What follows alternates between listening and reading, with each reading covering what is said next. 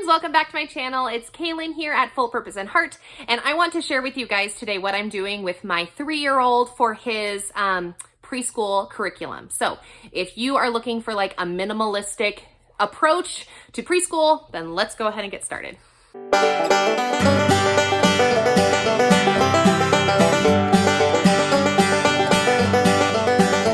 Okay, by way of introduction really quick. So I have been teaching preschool for a really long time. I had a preschool in my home with the neighborhood kids, and I taught preschool to my now 8-year-old boy. So I've been doing a lot of preschool, and when I did preschool in my home, I had all the posters and all the rugs and like the flow.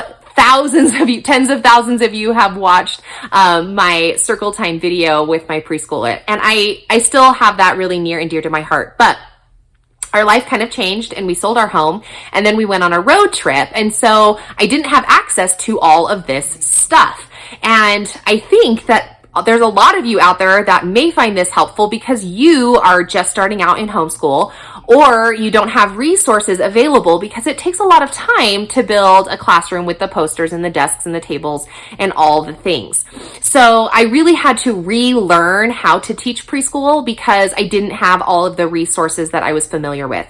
So I created this new program, which I'm calling like a minimalistic approach to preschool, because my son is 3 and my goal for him is to teach him his letters and his numbers, his colors, his shapes, just the basic stuff. And then as he turns 4, then we'll be a little bit more into like a pre-reading skill, but there's some really awesome ways that we can do this. So to do this minimalistic thing, I have 4 resources. 2 of them I've purchased from Evan Moore. 2 of them I've created myself, and you can buy them on my shop. Okay. So resource number 1, and this is how I have always started my day, and this is not new. So if you've watched some of my preschool videos, is my daily learning notebook. Now this is something available on my shop, but I updated it to include everything. Okay. So this is a poster that I used to have up on my wall, and I would have like the pointer if you've seen that video, but in a minimalistic style, I didn't have the pointer and I didn't have the space to be putting up a poster, which I didn't even have. Okay.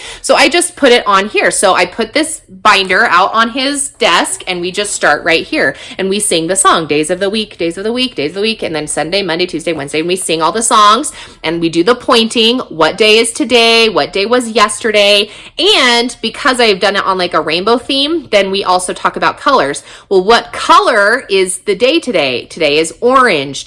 Yesterday was red. Tomorrow will be green. Okay. So we talk about the days of the week. Then we turn the page and I have the months of the year.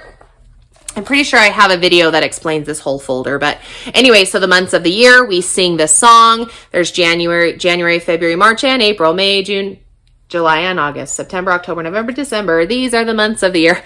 Did you see me? I was like, is that the tune or am I making this up? Okay. So anyway, we sing this song and then we move on to the alphabet. Now, when I do the alphabet with my preschooler, we do not sing the alphabet. We say the alphabet in words because I don't want my kid to memorize the song and then not have that recognition in their brain, especially when we get to L, M, N, O, P, right? Those are so fast that I think they think it's one letter.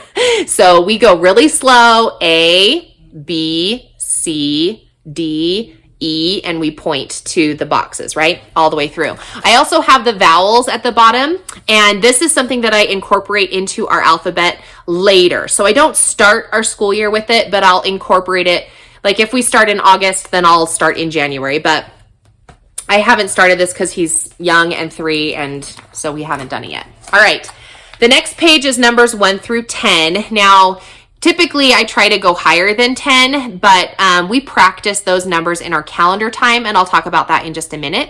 But we do point to all of the numbers, and we count to 10, and then I'll also ask him questions. Sometimes we don't count 1, 2, 3, 4, 5, 6, 7, 8, 9, 10, but instead I'll say, where's the number 3? Where's the number 9? Blah, blah, blah. Okay, so we do that fast. And then these are his colors, so we just talk about the colors for a minute, okay? So that essentially takes like 5 minutes, if that, and is my circle time. That's all of my circle time, like condensed into less than 5 minutes, right? We do all of that together. Oh, I forgot one. The shapes are here too, okay? So that is super condensed. Then we do the calendar. Now, when you're in circle time with like a big classroom, I had a big calendar, but I don't have that anymore. So we just flip to the next page here. You can see this is January, and this is something that I have included in the bundle when you get like the learning notebook, and I will always update it. So whether you're watching this video in January 2021 or in January 2025, it will be updated for your year. Okay. So we talk about the numbers, and I fill in, you can see I've done up through number 6 because we started on the 7th with this because it took me a minute to print it off. Anyway, and we'll just talk about the days. And then, especially over the weekend when we don't have school, when we pick it up again, I have my student fill in the number of days, even if we've missed it. And we talk about what we did that day. So if it's Saturday, I say, okay, this is the number 9. This was Saturday. Remember, we went to the park with the cousins or whatever. And here's Sunday. We went to church and whatever. Okay. We learned about something or sing, whatever. Okay. So we talk about the days so that they can think in their brain like, oh, okay, like days have passed and now it's Monday again. All right. So that's the calendar. And then we go into just kind of like a daily notebook review. Now this isn't, I've talked about these in other videos and nothing has changed. So if you're new, then we have the number 6. And when you buy the bundle, I also have suggestions of how you can stretch out one page to last 3, 4, or 5 days, depending on how many days you do school. Okay. So one of the days we color it in, one day we'll count the dots, one day I always give them stickers because it's fine motor skills, and they put 6 stickers on it. Okay. So we do the number, we do a shape, we do a letter, we do 1 letter every week. And these are every 1 per week, right? So we do the number 6 all day, every day for the whole week. And then in the new week, I switch it out and give them a new one. We'll do a triangle for 5 days. And then in the new week, I'll switch it for a new one. Same with the letter A. In the new week, I'll switch it for a new one. Okay.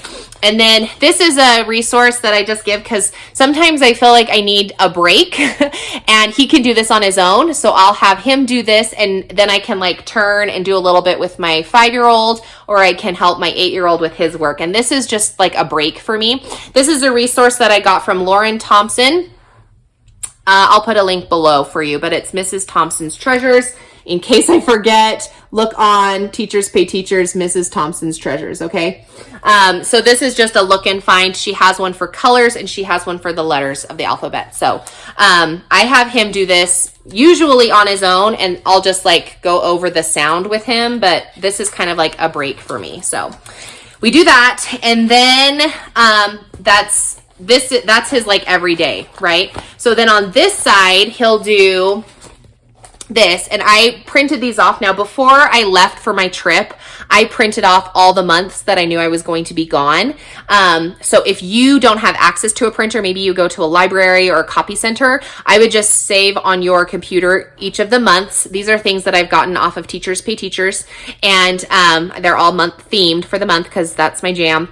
And then I just print off all the ones that I need for that whole month, and I put them in here. These are just skills checks. So there's everything from like numbers to colors to big or smaller, like all kinds of stuff. So I have one that's like a kindergarten level, and then I have one that's a preschool level, and I just print off both, just depending on what I feel like. So then he will do one of these pages that takes him typically like just a couple minutes.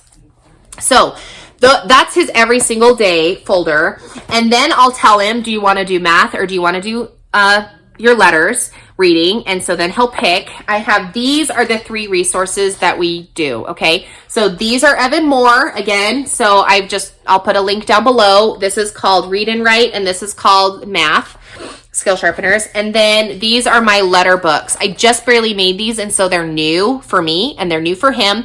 We have done the daily learning interactive notebook, and I still love that, but because of the change of my life, I felt like it was a little bit more, I don't know, papers and scissors and glue and crayons and everything that I didn't want to have. So this was just, I made this because it was better for me. So let me show you really quick when we do the letter.